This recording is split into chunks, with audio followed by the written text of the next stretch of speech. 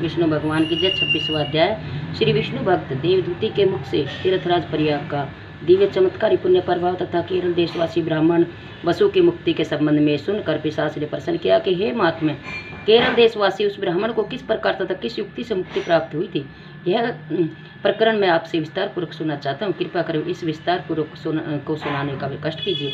पिशाच के प्रश्न को सुनकर महात्मा देवदूती ने कहा, हे पिशाच, प्राचीन काल में केरल प्रांत में वसु नाम का एक विद्वान ब्राह्मण निवास करता था। संपूर्ण शास्त्रों का ज्ञाता, वेदों का मर्मज्ञ और वेद प्रागामी ब्राह्मण वसु यद्यपि एक विद्वान ब्राह्मण था, किंतु उसके कार्य पूर्णतः धार्मिक तथा अनीति युक्त थे। वेदांत, जप, तप, यज्ञ, हवन आदि, ईश्वर की भक्ति इत्यादि कोई भी धार्मिक कृत्य नहीं करता था। वह न तो अपने माता पिता, अपने गुरुजनों का आदर करता और न उनकी सेवा ही क्या करता था, पुण्यतः अधार्मिक था।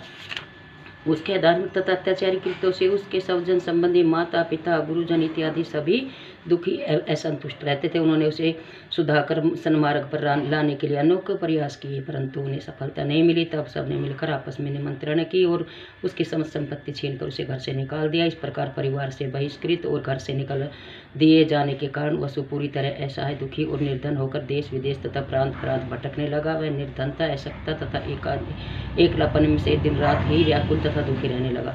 उसे भूख प्यास का कष्ट भी दिन रात सताने लगा। उसके दुखों की कोई सीमा नहीं थी और न कोई अंत था। इस प्रकार देश देशांतर में भ्रमण करते हुए तथा भटकते हुए किसी प्रकार विंध्याचल पर जा पहुंचा, परंतु वहां भी दुखों तथा कष्टों ने उसे छुटकारा नहीं दिया। गरीबी, रोग तथा भूख प्यास से व्याकुल रहते हुए इसी बीच वह दुर्भिक्ष के संकट से भी घिर गया तथा इसी में एक दिन उसकी मृत्यु हो गई। कोई नाते रिश्तेदार और धन आदि पास न होने के कारण उसका अंतिम संस्कार भी धार्मिक रीति के संपन्न न हो सका था। इस प्रकार ब्राह्मण वसु की मृत आत्मा को सदगति न मिल सकी।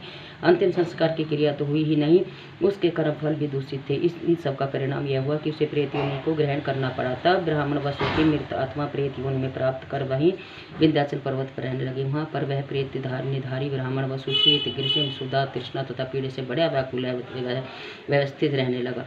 वह सदैव ही दुखी होकर लंबी लंबी सांसें लेता हुआ जहाँ तहाँ हाय करता हुआ भटकता रहता था। दिन रात व्याकुल तथा पीड़ित रहता था। उसे रंच मात्र भी सुख शांति नहीं थी। इतनी कथा सुनकर महर्षि वशिष्ठ जी ने महाराज दिलीप से कहा कि हे राजन, जो मनुष्य हवन नहीं करते हैं, दान और जप तप इत्यादि कोई धार्मिक कृत्य नहीं करते हैं तथा सदैव ही भगवत भजन तथा देवादिदेव भगवान विष्णु की आराधना से विमुख रहते हैं, ऐसे मनुष्य को कृष्ण भ्रष्टता कृत्य ही समझना चाहिए।